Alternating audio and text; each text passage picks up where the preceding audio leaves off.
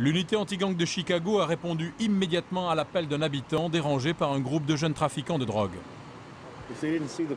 Si les gangs ne voyaient pas de policiers dans le quartier, ils feraient ce qu'ils voudraient. À des carrefours où deux gangs se tiraient dessus, j'ai dû dire à mes enfants, par terre, allongez-vous. Guerre des gangs, guerre pour la drogue, c'est une guerre qui n'en finit pas. Il y a un gang à 2 blocs d'ici et un autre dans le coin. Et ceux d'en face sont arrivés et ils ont commencé à tirer. Plus de policiers, mieux payés, des peines alourdies. Pour la 6e année consécutive, la criminalité baisse à Chicago, une des villes les plus violentes des États-Unis.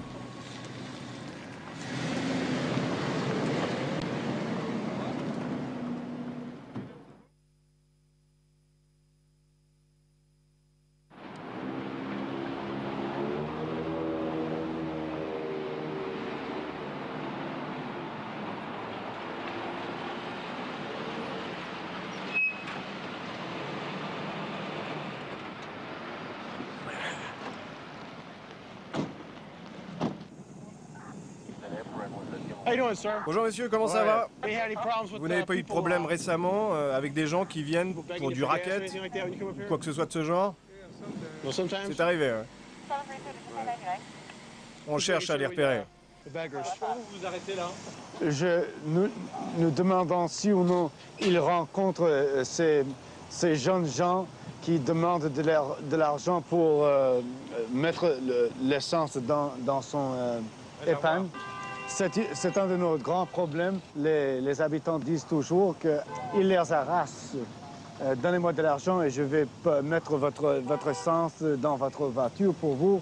Et quand c'est une vieille femme, et même de temps en temps quand c'est un jeune homme, c'est une chose intimidante. De l'agressivité. Oui. Et de temps en temps, ceux qui demandent cet argent sont des adultes aussi. Être flic à Chicago, ce n'est plus appartenir à une légende, mais être soumis aux règles d'efficacité d'une entreprise particulière.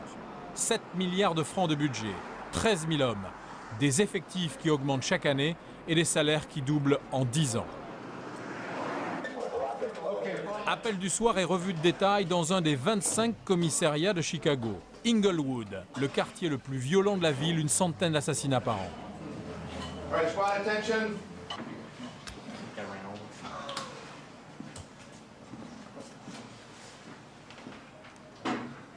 All right, first row, 1 pace forward, march.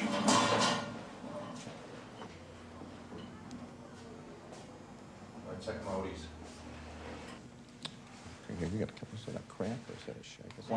C'est tous les jours comme ça? Oui, tous les jours. Vous savez, il faut qu'ils soient impeccables. La plupart le sont d'ailleurs. Nous veillons à ce que leur tenue soit complète, à ce qu'ils soient bien rasés, finalement à ce qu'ils aient tout ce qu'il faut. Les toiles, etc.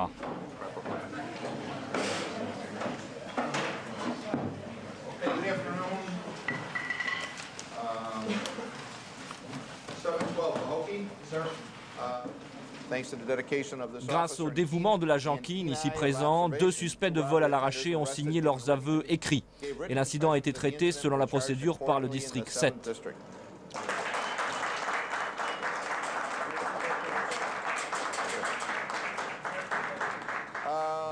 Bon, restez aussi vigilants que d'habitude et puis on se revoit tout à l'heure.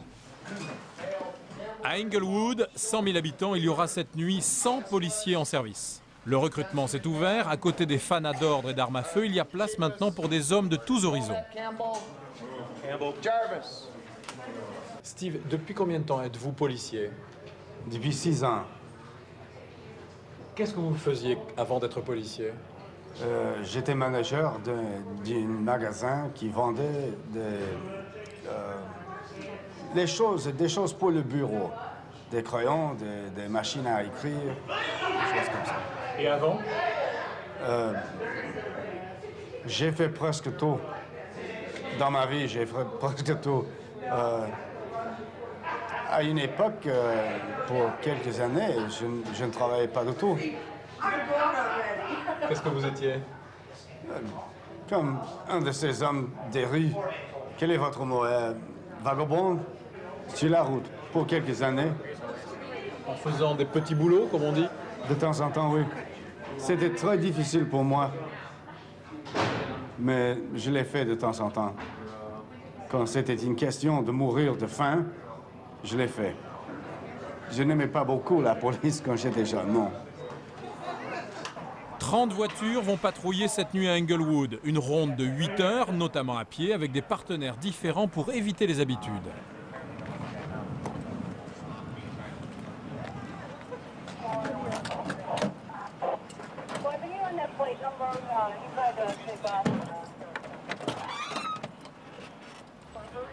Comment vous voyez la soirée? Je ne sais pas. Avec le froid, ce sera sans doute calme. Mais qui sait? On ne peut jamais prévoir. Bonne chance. Merci, au revoir. Comment vous appelez-vous? Michael. Et vous? Jennifer. Merci Jennifer. Ce soir, on a retrouvé une voiture volée. Avec mon coéquipier Mike, on a retrouvé la voiture et arrêté le voleur.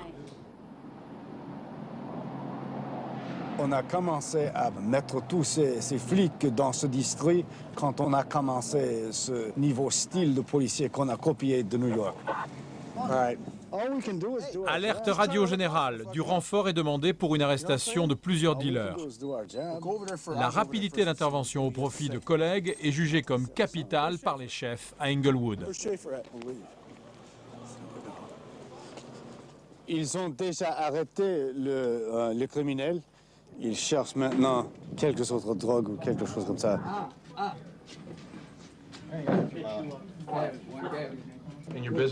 T'es là pour tes affaires? T'es touriste? Tu visites le quartier? Non, j'habite le quartier depuis des années.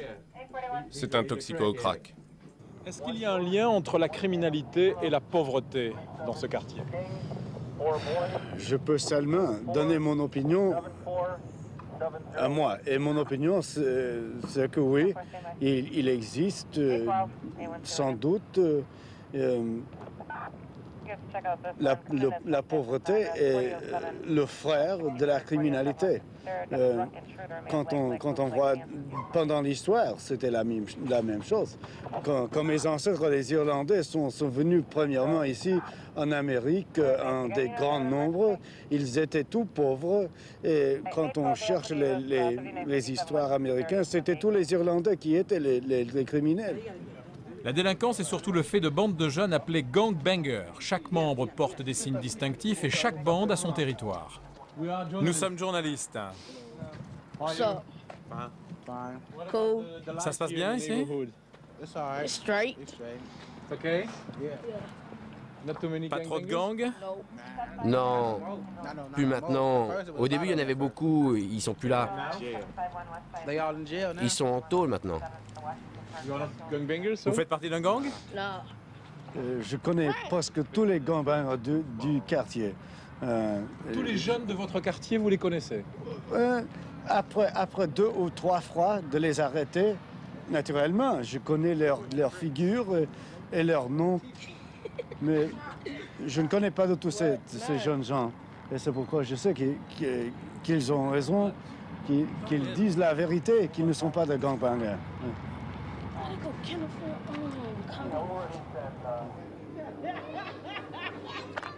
L'appel le plus insignifiant est systématiquement vérifié par la patrouille la plus proche qui se déplace même pour une dispute apparemment dérisoire. Je suis venu voir ma mère. Elle habite ici, je suis venu lui rendre visite. Je veux pas de problème. Mais chaque fois que je viens voir ma mère, Jeannet, il a menacé de me tuer. Qui ça? Cette saleté, le copain de ma sœur. Ras-le-bol, je te dis, j'en peux plus, mec. Il arrête pas de me menacer, tous les jours. C'est bon. C'est bon, ça suffit. À mon tour. Et je suis pas ta chérie. Tu dis agent. Agent officier. Brusiana. Officier Brusiana. T'as un endroit où elle est? Oui, chez ma mère. Alors tu vas chez ta mère, d'accord? Maintenant. Il faut que je rentre pour aller chercher mes godasses. T'en fais pas. Va récupérer tes chaussures.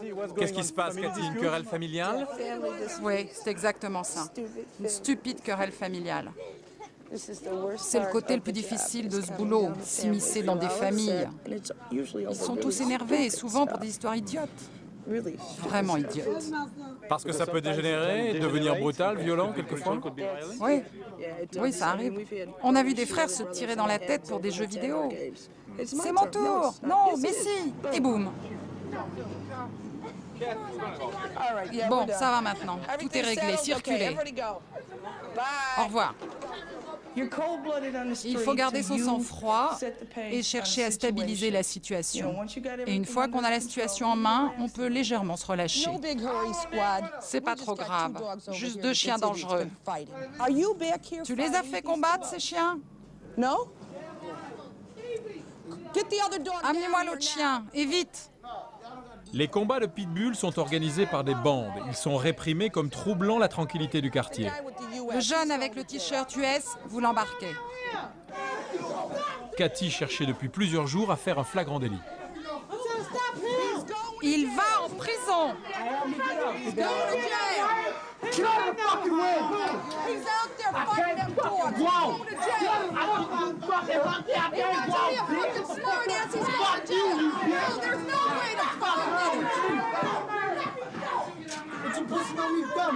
Toi, tu m'empêches pas de sortir, mec. On est obligé de crier, de jurer quand on vient les interpeller.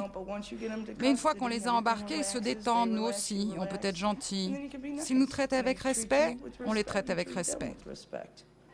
Mais je les ai pas touchés. Que tu les aies touchés ou non, tu les as laissés se battre. C'est la raison de ton inculpation. Je te donne les faits.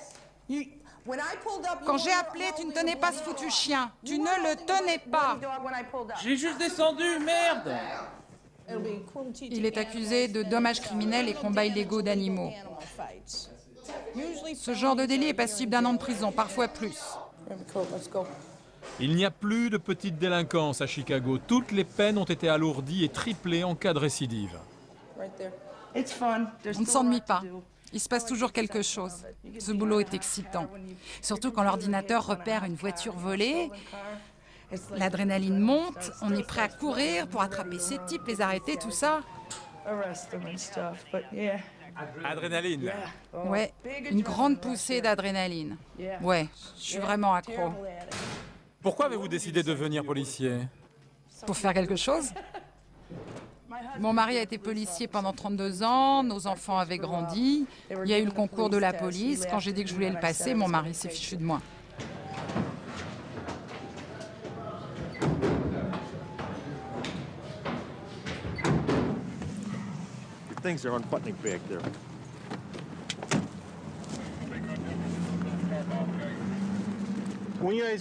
Vous pouvez l'emmener, il faut que je récupère les papiers.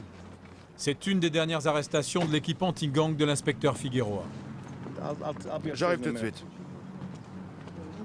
L'ambiance est morose ce matin. La brigade va être dissoute, ses hommes dispersés parce qu'un inspecteur a protégé le réseau de drogue d'un gros gang de la ville.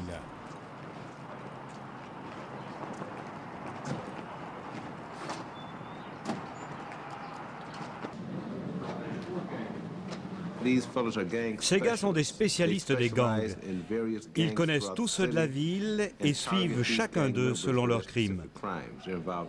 Ça va des narcotiques au vol à l'arraché, en passant par le cambriolage, la vente de drogue. Il y en a beaucoup. On vise un certain type de criminalité. 2 femmes plaquent une jeune fille de 16 ans sur le trottoir. C'est leur nièce, fugueuse. Arrêtez de crier. Qu'est-ce qui se passe? C'est une fugueuse, c'est ça? Oui, oui. Ça fait 3 semaines qu'elle est dans la rue.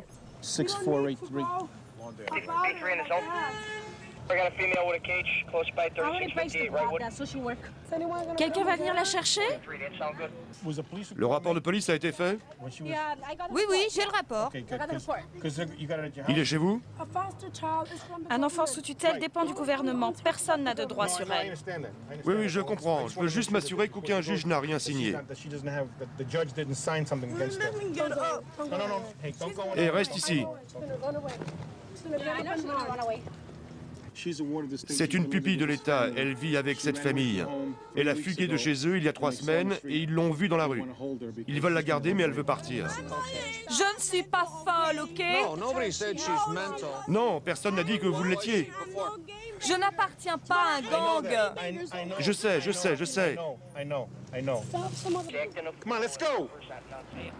Les très jeunes filles membres de gangs sont de plus en plus nombreuses à Chicago. Mais pourquoi se font-elles enrôler? Parce qu'il y a des filles qui aiment être dans la rue et faire comme les mecs. Il y a des filles qui aiment traîner entre elles et d'autres avec les garçons, faire ce qu'ils font. Il y a beaucoup de filles dans les gangs de nos jours. C'est comme ça. Qu'est-ce que tu penses de toutes les filles que tu connais? Je veux dire les filles des gangs. Quelles sont les plus dangereuses? Les plus malines? Oui. Les Kings. Comment les distinguer? On peut pas. Il faut d'abord leur parler et puis là on est fixé. Quel rôle jouent-elles dans les gangs? Elles transportent des armes, elles transportent de la drogue, elles peuvent même tuer pour protéger le gang. Je veux dire pas celle-ci, hein, mais ça existe, tu en as entendu parler, non? C'est vrai? Ouais, c'est vrai. Quel âge as-tu? 19 ans? Voilà l'endroit où il cache la drogue. Dans son slip, et c'est assez courant.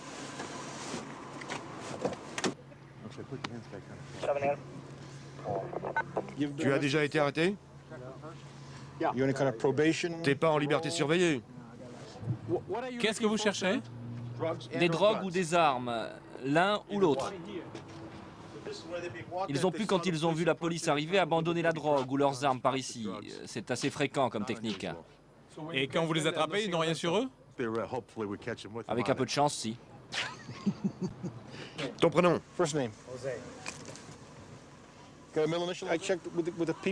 Pour ceux qui ont leurs papiers, je contrôle leur identité avec l'ordinateur au cas où ils feraient l'objet d'un avis de recherche. Quelqu'un a appelé la police et s'est plaint. Il faisait peut-être beaucoup de bruit et la personne a téléphoné.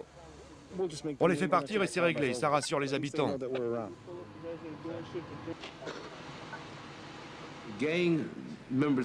Les membres des gangs appartiennent à une organisation très complexe. Leurs revenus proviennent surtout de la vente de la drogue, mais ils sont aussi recherchés pour menaces et pour cambriolage. Ces gangs sont si structurés qu'on peut parler d'organisation, de véritables collectivités organisées, à la différence des criminels isolés qui, eux, agissent seuls. La plupart appartiennent aux Spanish Lords, mais du quartier d'Amethyst jusqu'à Demon, c'est le territoire des inconnus. Et les inconnus traînaient avant avec les Spanish Lords. C'est la drogue qui a foutu la merde. Ils ont commencé à se tirer dessus pour des histoires de deal. Et au coin de la rue, il y a les Kings. Eux s'entendent bien avec les Spanish Lords et les inconnus parce qu'ils sont plus nombreux qu'eux. Salut mec, ici c'est chez moi. Ça fait 23 ans que je suis là et j'y suis bien. Tu vois, le McDo, il n'existait même pas avant. Mais c'est super. Les impôts augmentent, on construit des apparts et nous les pauvres, on est virés. Non, je rigole. Lui, c'est un Spanish Lord.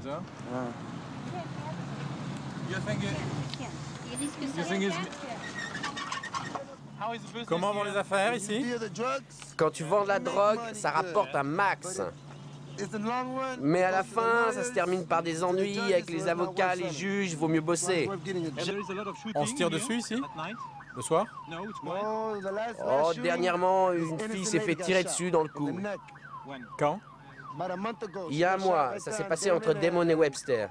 Elle a été touchée au cou, elle fumait une cigarette, les gangs se tiraient dessus. Elle était là-bas et elle a pris une balle perdue. Tout dépend du contexte. S'il fait jour, s'il y a beaucoup de circulation, des gens dehors avec leurs enfants. Mais en général, quand ils commencent à tirer, ils perdent tout contrôle. Si leur cible se met à courir, ils vont tirer dans sa direction et parfois blesser des gens au passage. On peut la sauver? Oui, elle a été touchée au cou et à la main. Une des 3 équipes des urgences du Christ Hospital réceptionne la femme blessée. L'année dernière, 70 000 personnes sont passées entre leurs mains. Ce qu'on voit ici, c'est pour l'essentiel des blessures par balle. L'an dernier, on en voyait beaucoup, presque 3 par jour. On voit aussi des blessures causées par des coups de couteau. Il y en a eu 500 à peu près l'an dernier. Et puis on voit aussi un autre type de violence, les coups. On voit des gens qui se sont fait tabasser par un groupe ou un individu, qui ont été tapés à coups de poing ou avec une arme comme une batte de baseball. Vous pensez que cette violence est stable ou plutôt en diminution dans votre ville? Ouais, si on s'en tient aux statistiques, la violence diminue légèrement, mais vu d'ici, je peux vous dire que c'est pas évident. Pourquoi, selon vous, le taux de criminalité a-t-il diminué à Chicago? C'est dû aux efforts redoublés de nos spécialistes et au programme CAPS. Collaborer avec la population pour lutter contre la criminalité. Des policiers au rapport devant des habitants toutes les 2 semaines dans cette école de quartier. Ces réunions s'intitulent « Stratégie pour une police alternative » ou CAPS. La nouvelle tactique de Chicago pour faire baisser la criminalité, c'est le dialogue critique police-population, quartier par quartier. De temps en temps, ce n'est pas facile, mais c'est une chose nécessaire. C'est l'idée de notre système de CAPS. Il y a eu un meurtre sur Ricine, dans un petit magasin, une planque. Avec mes voisins, on est prêt à s'investir pour qu'on se sente en sécurité dans notre communauté. Jour et nuit, ça deal. De plus en plus de gens quittent le quartier. Combien de PV avez-vous fait? Il nous faut quelqu'un. Il se passe des choses ici. Vous l'ignorez peut-être, hein, mais on fait partie d'un monde isolé. Il avait 16 ans, je crois, c'est ça? C'est noté là, il a eu pas mal de problèmes. On peut pas être partout. On fait des rondes là où les gangs agissent, et certains quartiers sont moins contrôlés. C'est de cela qu'on parle.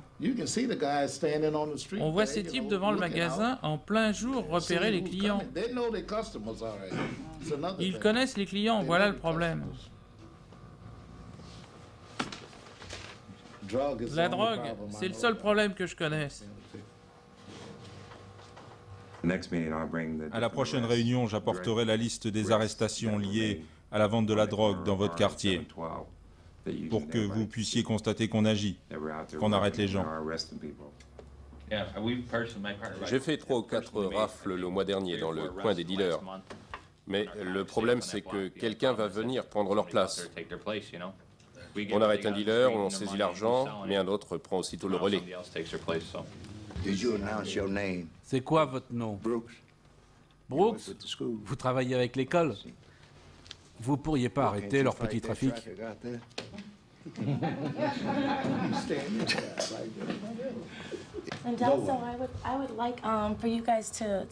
J'aimerais bien que vous fassiez le tri. Tous ceux qui viennent dans le quartier ne sont pas forcément là pour acheter de la drogue. Ou on habite ici, ou on vient voir quelqu'un.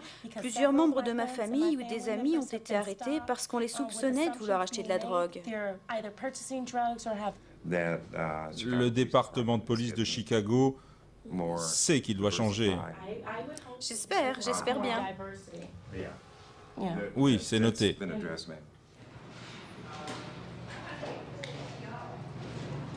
Un SDF, comme Steve l'était il y a quelques années, va passer la nuit au ballon. Ces arrestations à répétition permettent de présenter de bonnes statistiques.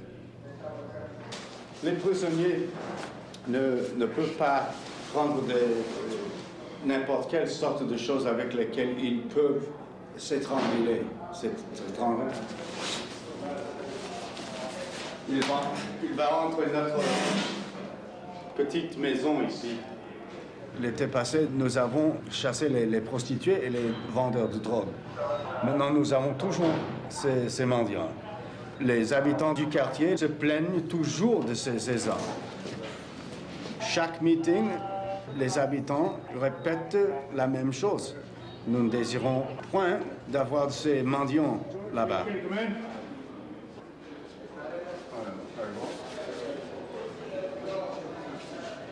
Un client de plus pour le centre de détention du comté de Cook, la plus grande prison des États-Unis. La population carcérale augmente chaque année. À Chicago comme à New York, la police est de plus en plus présente et les résultats statistiques très surveillés. Les citoyens de Chicago apprécient que les criminels soient de moins en moins nombreux dans les rues et de plus en plus nombreux en prison.